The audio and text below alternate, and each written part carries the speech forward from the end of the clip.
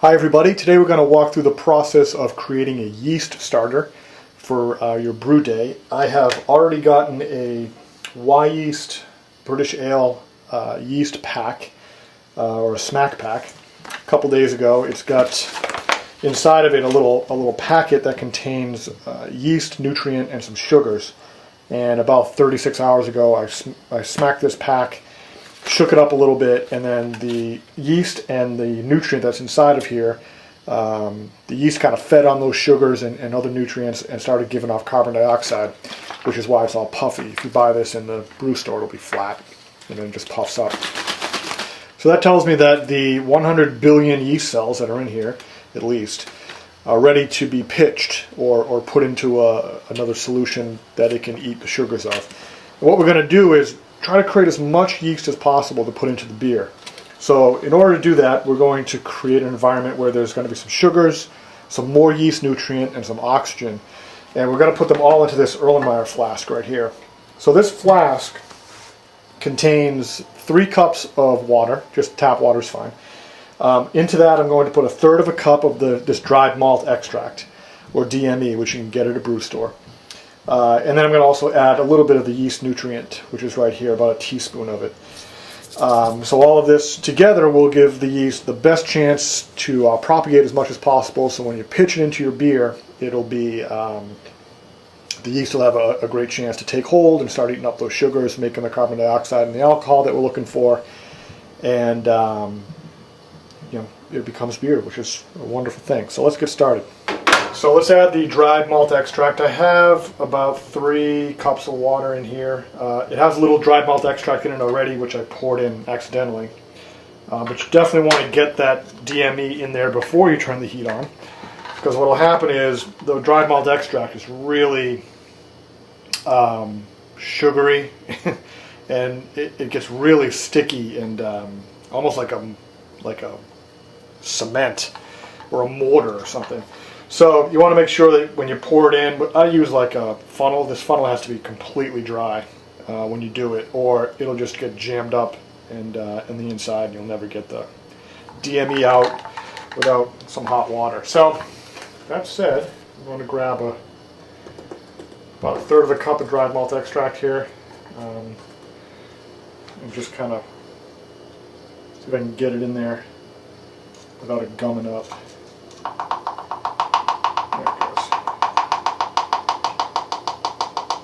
There you go. So you see even that little bit of steam kind of gathered onto the dried malt extract and started to solidify it. So you see here we're starting to get the boil going, and you got to watch out for boil overs. So you see this is kind of foaming up on me now. You definitely want to take the heat off of that, or get it to the point where it's not going to just kind of foam up on you and spill out of the flask. So you're going to bring the heat down really low. Just let it boil and kind of keep an eye on it, and if you see a lot of foam just suddenly collecting up and going up over the top of the flask, you want to get that heat down and get it off the heat right away. So you see I got the flask inside the pot, inside the sink, and I'm just going to kind of fill that pot up with some cold water and just run cold water over the flask for a few minutes until the mixture inside gets cool enough for the yeast. Remember, when you're picking up that flask off of the stove, you're going to want to have oven mitt or a set of tongs or something. I have stupidly grabbed that when it was hot, and it was not pretty. So, word of caution. This will probably take about 15 minutes, maybe 20 minutes to get it down to temperature. And let's pause and not watch water flow, because that'll be boring as hell.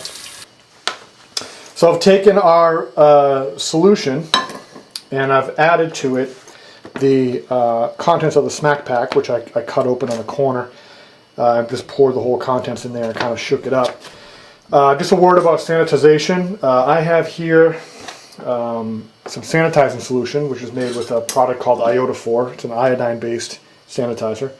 I basically sanitized everything that touches this liquid. Now that it's been boiled and brought down to a temperature of like 80 degrees, anything that touches this liquid, we definitely want to have sanitized.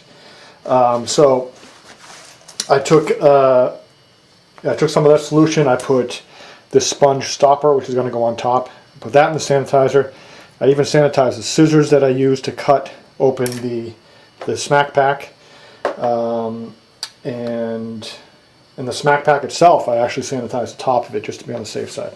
Little hyper paranoid, but that's just the way I brew, I guess.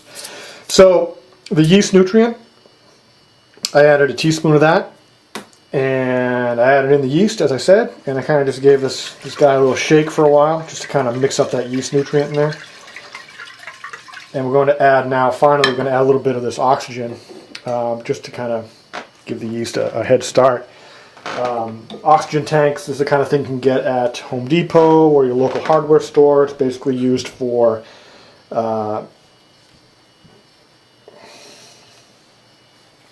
like welding or that kind of stuff. So just, this has been sanitized. I'm just going to kind of add this into the bottom of the flask. I'm just going to turn this on. It's going to add maybe like 60 seconds worth of O2 into there. If I have any left, I think I should. Yeah. See, it's kind of foaming up down the bottom. This is like your, kind of like your aquarium stone. You know, if you had an aquarium when you were a kid, you'd have one of these in the bottom, kind of bubbling air for your guppies or whatnot. This time we're giving air to little single cell organisms that are going to make beer eventually.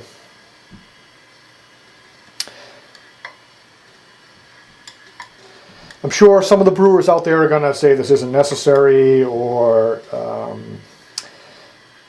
you know, because the gas just kind of gets dissipated and goes right back out of the liquid solution. I've heard that, and I'm kind of interested in hearing like why people would suggest that, because I don't know. I've just kind of always done it, and it hasn't hurt anything. So, but it could be a waste of time. All right. Now turn off the O2 tank. Pull out Mr. Oxygenator. Have a sip of some homebrew. I made a holiday ale, which is, as an aside, there's a lot of, I don't know, cinnamon and nutmeg and, I don't know, vanilla or something in here. It's kind of fun around the holidays, but right now it's the beginning of June and I'm really tired of this. But I can't throw it out. It's perfectly drinkable beer. It just tastes like you're drinking a Christmas tree, which is doesn't sound as appealing as you might think. Okay, so that's it. That's like the first step of getting the yeast starter going. So right now, the yeast and I'll put the stopper in at the top here. The yeast and the sugars and the yeast nutrient, they're all kind of getting to know each other inside of the flask. And I'm going to just put this flask on top of my fridge, which is the safest place for it. And the next day, next 24 to 36 hours, a nice little cake of yeast will form on the bottom of this flask. And then I'll know that things are ready to go and we can start actually brewing. So thanks. Hopefully this was helpful or informative. Please leave your comments. I'm interested in hearing what other brewers have to say. Thanks.